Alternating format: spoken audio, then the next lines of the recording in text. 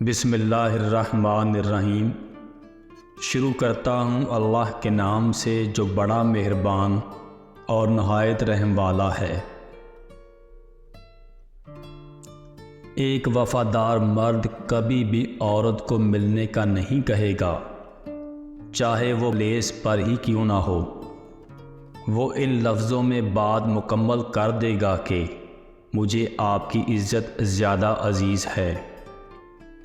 بے حیا عورت کے جسم پر کوئی تھوکتا بھی نہیں، ہاں مگر موقع ملے تو اسے چومنا چاٹنا فرض العین سمجھتے ہیں۔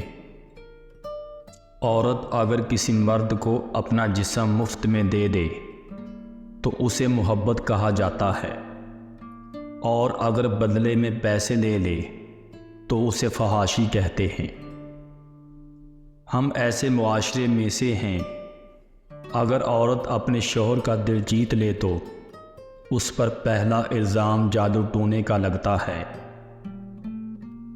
عورت کے جنازے میں گھر کے افراد کہتے ہیں میت کا منہ ڈانپ دیں، غیر محرم نہ دیکھیں۔ اللہ کی قسم زندہ کے لیے بھی یہی حکم ہے۔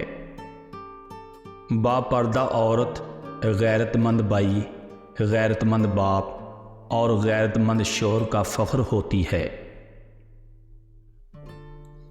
بیٹی جب پسند کی شادی کا کہے تو اسے بے حیا اور برا نہ کہو۔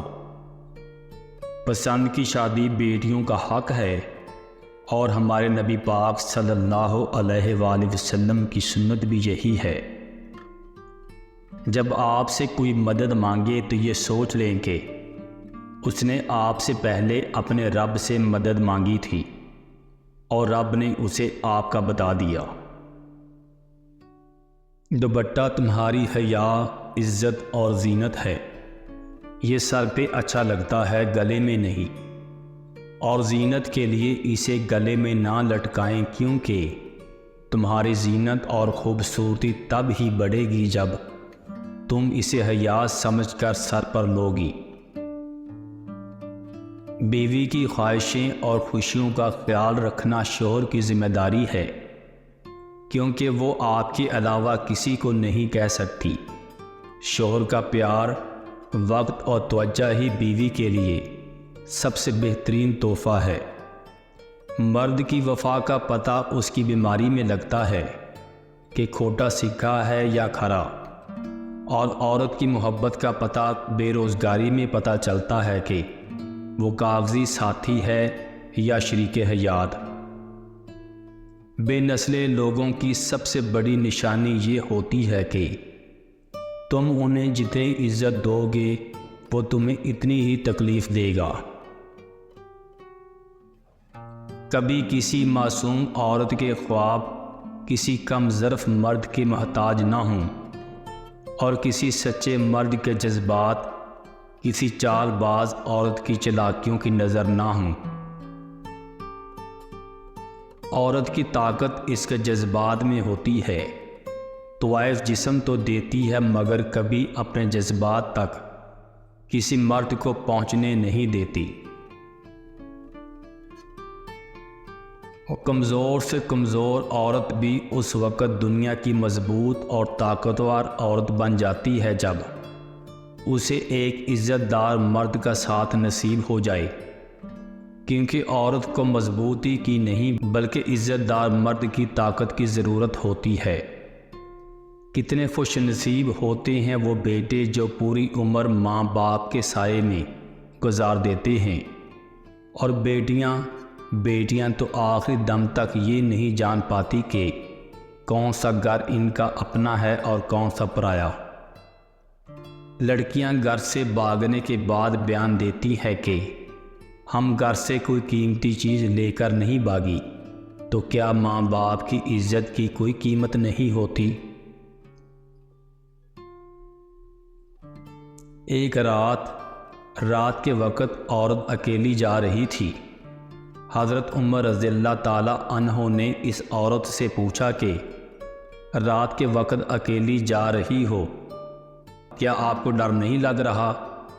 تو وہ کہنے لگی یا تو حضرت عمر رضی اللہ تعالیٰ عنہ کا انتقال ہو گیا ہے یا آپ خود ہو، ورنہ حضرت عمر رضی اللہ تعالیٰ عنہ کے ہوتے ہوئے کسی میں اتنی جرت نہیں کہ وہ راہ چلتی عورت سے سوال کر سکے۔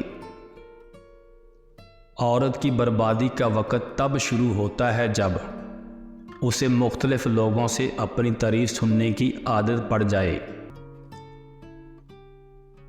عورت تکلیف برداشت کر سکتی ہے مگر توہین نہیں۔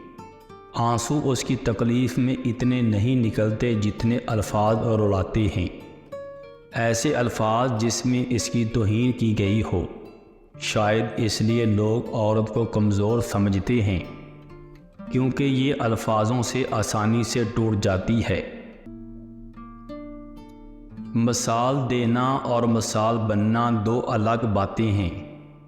مثال دینا آسان ہوتا ہے اور مثال بننا مشکل ہے۔ بیوی کو عزت دینے والے مرد غلام نہیں ہوتے بلکہ عظیم ماں کے فرما بردار بیٹے ہوتے ہیں، جس نے اپنی اولاد کو عورت کی عزت کرنا سکھائی ہوتی ہے۔ ایک بزرگ سے کسی نے پوچھا، پسند اور محبت میں کیا فرق ہے؟ بزرگ نے جواب دیا، آپ ایک پھول دیکھتے ہو اور اسے توڑ کر اپنے پاس رکھ لیتے ہو، یہ پسند ہے، اور اگر آپ اس پھول کو روزانہ پانی دیتے ہو اور اس کا خیال رکھتے ہو تو یہ محبت ہے۔ چھپکلی سے ڈرنے والی ایک نازک لڑکی جب ماں بنتی ہے تو اولاد کی خاطر دنیا کے مگرمچھوں سے بھی ٹکرا جاتی ہے۔ اگر تمہاری قربت میں عورت ایک بہن، بیٹی، بیوی اور ماں مسکرا رہی ہے، جھوم رہی ہے، خوش ہے، آزاد محسوس کرتی ہے، تو تم دنیا کے خوبصورت ترین مرد ہو۔